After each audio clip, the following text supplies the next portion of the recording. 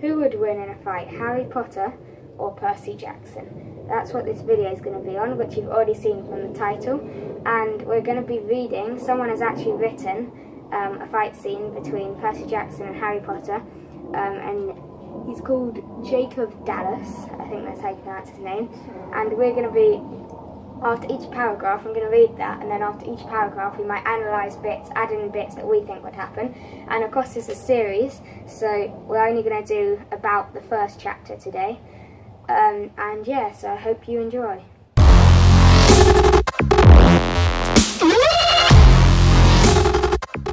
Okay, so the first chapter is from Percy's perspective, and this is it. It's a lot like Capture the Flag, thought Percy.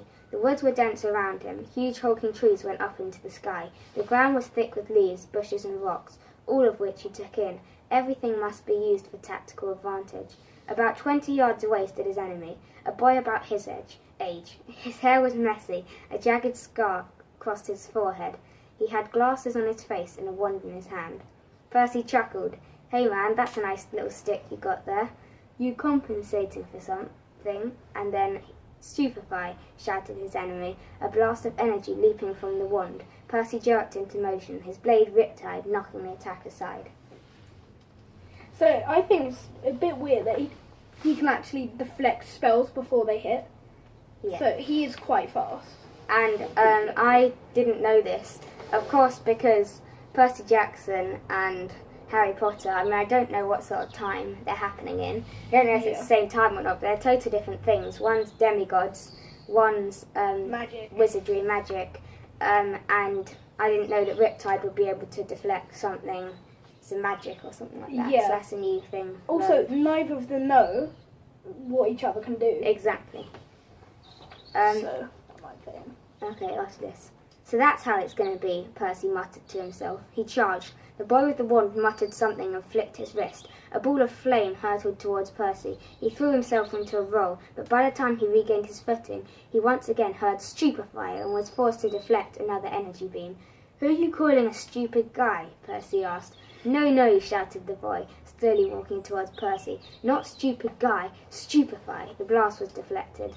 I think Percy's doing quite well here, and even though he's never trained against a wizard, he's done many things that he has to block in Camp Half-Blood training and stuff like that. Well, that's a relief," said Percy, who put back on the speed, angling Riptide for the kill. His opponent leaped aside with surprising agility, Percy's blade only nicking his shoulder. Percy spun, launching a kick at the boy, which knocked him flat on his back. Percy grinned and brought down his blade. "Protego!" yelled the boy, and suddenly Riptide's momentum was stopped by an invisible force. Percy's enemy began to sweat. His wand pointed directly at the celestial bronze point above him. Now, we were actually, before we made this video, arguing, well, sort of thinking what Protego can do, if it can deflect just magical spells or physical things. And from this, it seems that it can deflect physical things and magical spells. Yeah, and in the books, we've had a little look and done some research. So, slowly, like pushing against the current, the weapon forced its way down towards its target below. "Disapparate!" yelled the boy. Riptide drew closer. He grew frantic. "Disapparate! What is wrong with you, man?" Percy yelled. "Die like a boss." Suddenly the flesh had disappeared, and so did the boy. Riptide buried itself up to the hilts in the earth. "What the crap?" Percy jerked his head around, looking for the boy. Then he heard it, a distinctive pop from deeper in the woods. He was off like a shot. So that's the end of that chapter. And now we're going to do some analysis on it. Yeah. So I think Percy overall won it. Yeah, definitely in that chapter. I mean, in the other videos we're going to do like sort of who's got the advantage, and we're going to do each chapter in all the other videos. And Percy definitely is out of sort of doing better in the first one. The fact that Harry has had to disapparate, means that he's sort of more of the coward, and he's clearly losing. But yeah.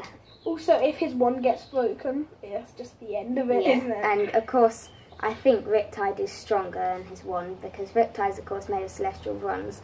And I'm actually wondering if, I mean, I don't know about in the book, because Percy can hurt Harry with celestial bronze in the book, but I'm wondering if it did happen, if you know how celestial bronze can't kill a mortal, If 'cause it'll Harry pass counts right as through a them. mortal. Exactly, if Harry counts as a mortal. Now that could be up for discussion, so leave it in the comments if you know, If you got anything. have an opinion.